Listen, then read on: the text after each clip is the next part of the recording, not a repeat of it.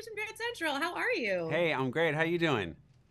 Oh, great. I had so much fun watching your movie, so I'm so excited to chat with you because I love how you play with form in this, especially with like the different ways of framing and editing. So I wanted to hear first why you wanted to kind of approach this film with this kind of dynamic editing style that almost looks like comic book panels at parts and Brady Bunch like slash comic book panels almost. Oh, like the split screen stuff specifically, or? That's the word.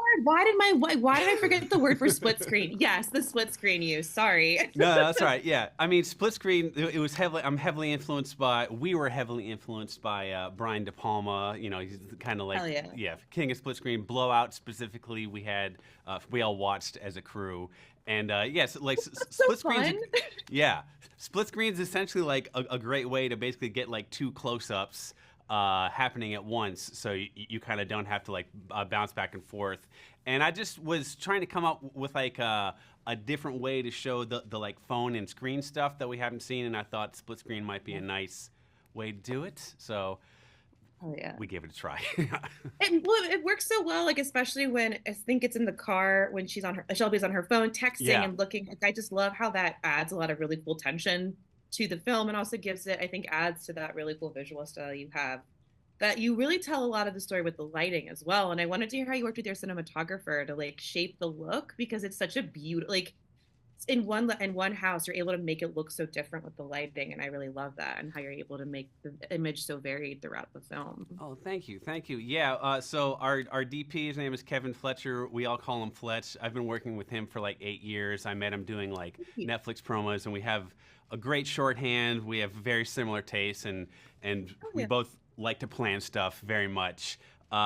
The idea behind the sort of like look of the film, the like saturated colors, it was very influenced by like Argento's Suspiria, Okay. um, and Oh yeah. you know, like other films in that giallo zone.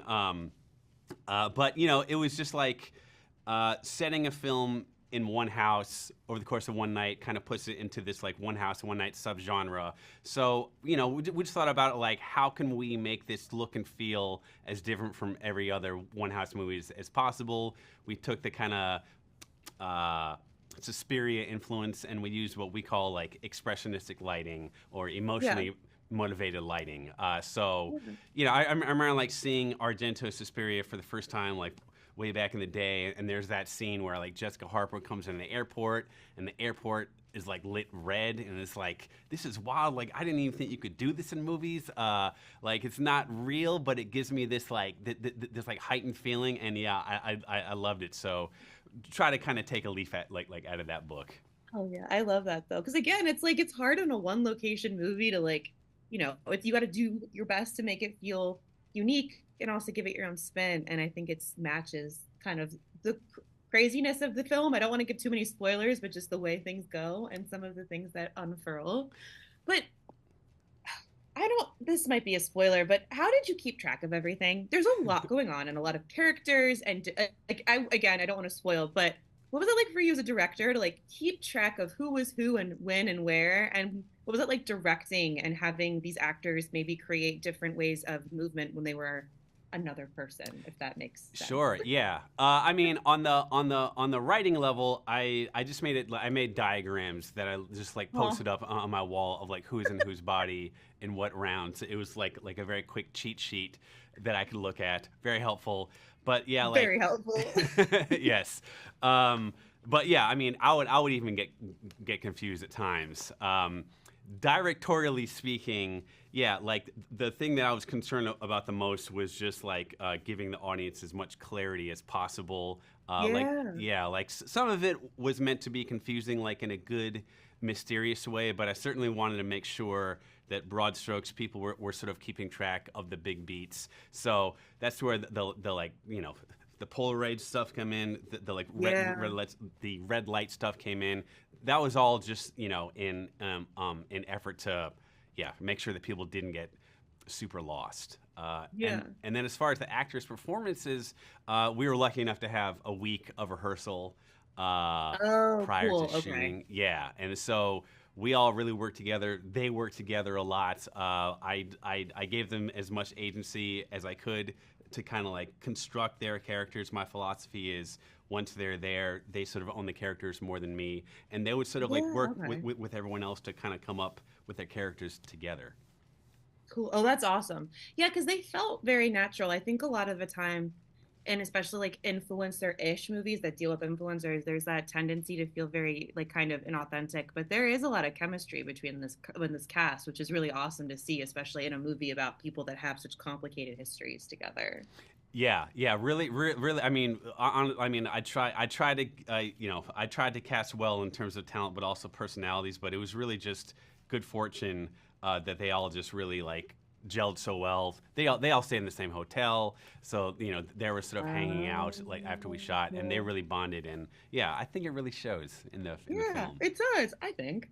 But so I like, influencer horror is a thing, and I wouldn't necessarily call this an influencer horror movie, but there's obviously, content creation, influencer type things going on. And I was Sure. curious, like, in your approach to writing, how did you want to set this apart from the normal kind of like what we've seen in influencer horror? Was it something you thought about consciously when you were writing the script, started writing the script for this? Oh, I'm not even sure if I wait. Have I seen any influencer horror? What is that a genre? That's awesome. Yeah, I mean, again, I watch so much horror that it's just like in my head that there's just like again because I mean it's the new it's because horror always reflects like what's going on. Sure. So there's a Yeah. lot of influencer movies that deal with that like that topic in some way, Yeah. and so yours is interesting in how it's not the forefront, but it's definitely like an interesting undercurrent Yeah. throughout the. I mean, like at its core, it's about a woman who sort of doesn't feel desired or validated, which is these days obviously exacerbated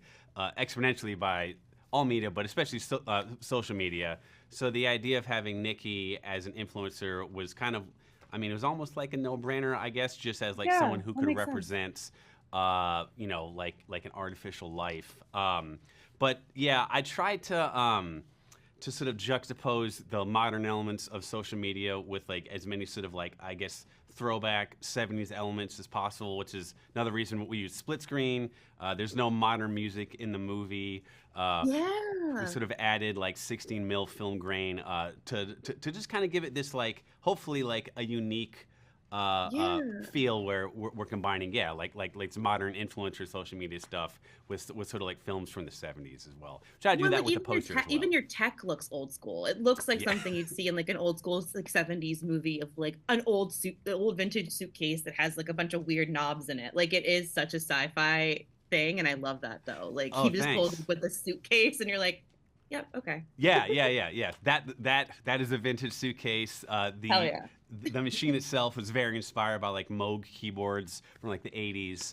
And the idea was, like these like the team of people who put together this machine are not designers, and they just sort of made it like bare bones, just like function first. So it was supposed to look almost like pointedly unintimidating, almost. I like that pointedly unintimidating. Pointed, yeah. I like that description. But so tell me a little bit about finding your cast, though. I really love Brittany O'Grady. I've Oh. seen her in a couple things, and she's absolutely stunning. And again, like we mentioned, the cast is such great chemistry. What was it like finding this group? Was it just, serendipitous casting? Well, so we had a casting director, Mary Renew, who we got put in touch with because one of our producers, Coleman Domingo, is on Euphoria. Mary Casper for Cool. Euphoria. Like, Yeah.